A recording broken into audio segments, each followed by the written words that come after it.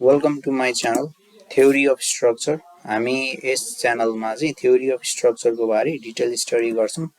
Introduction सुरुमा चाहिँ types of structure. Structure can be classified on the basis of material use, जस्तै steel structure, concrete structure, masonry स्ट्रक्चरलाई चाहिँ wall bearing structure भन्न सकिन्छ.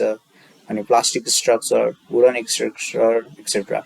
Structure mechanics is a branch of mechanics that deals with the behavior and analysis of structure.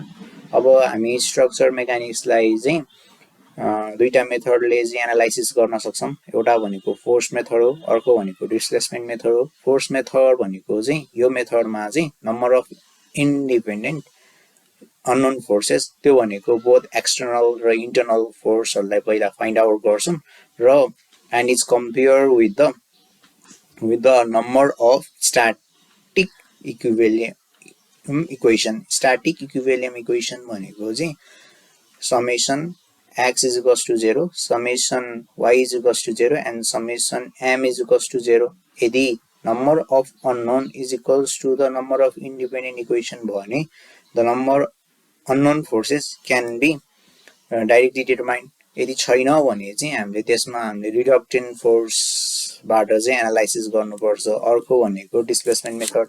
यो method भनेको केही पनि हैन, फोर्स र डिस्प्लेसमेन्टको बीचमा पहिला रिलेसन इस्टाब्लिश गर्ने, त्यसलाई चाहिँ इक्वेसन बनाएर चाहिँ हामीले equilibrium condition of the structure सँग के गर्ने कम्पेयर गरेर हामीले सल्भ गर्ने. अनि अदर टर्ममा भन्ने हो भने in this method the independent unknown displacement component involved in the structure are estimated and these are considered as the known to be found. The internal forces in the structure are then expressed in the terms of this unknown displacement using stress displacement relations. Linear and non-linear elastic structure. एउटा system is said to be linear system if its material follow Hooke's law भनेको चाहिँ stress is directly proportional to strain and undergoes a small deflection. त्यो भयो भने हामीले यसमा superposition apply गर्न सक्छौं, किनकि स्मल डिफ्लेक्सन मात्र हुन्छ जुन चाहिँ नेग्लिजिबल हुन्छ.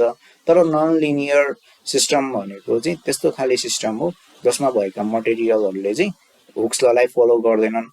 That is strain relationship, stress strain relationship चाहिँ directly proportional हुँदैन र superposition cannot be good to apply due to the considerable change in this geometry. यदि हामीले ग्राफ हेर्ने हो भने लिनियर को लागि यस्तो हुन्छ स्ट्रेस र स्ट्रेन को, त्यसै नन लिनियर को चाहिँ यस्तो कर्व वाला आउँछ. अनि यो स्ट्रक्चर एनालाइसिस चाहिँ हामी कम्प्युटरबाट पनि एनालाइसिस गर्न सक्छौं. भेरियस प्रोग्रामहरु छन्, त्यसमध्ये एउटा स्ट्रक्चर एनालाइसिस प्रोग्राम छ जसलाई SAP भन्छ. त्यस्तै गरी स्ट्रक्चर एनालाइसिस एन्ड डिजाइन भन्छ जसलाई STAAD भन्छ. त्यसै गरी नन लिनियर इन्क्रिजमेन्ट स्ट्रक्चर एनालाइसिस भन्छ, NISA भन्छ. EIAVS भन्ने छ. यस्ता सफ्टवेयरहरुबाट चाहिँ हामीले स्ट्रक्चरलाई इजिली एनालाइसिस गर्न सक्छौं कम्प्युटरमा. र यति नै हो फर्स्ट च्याप्टर.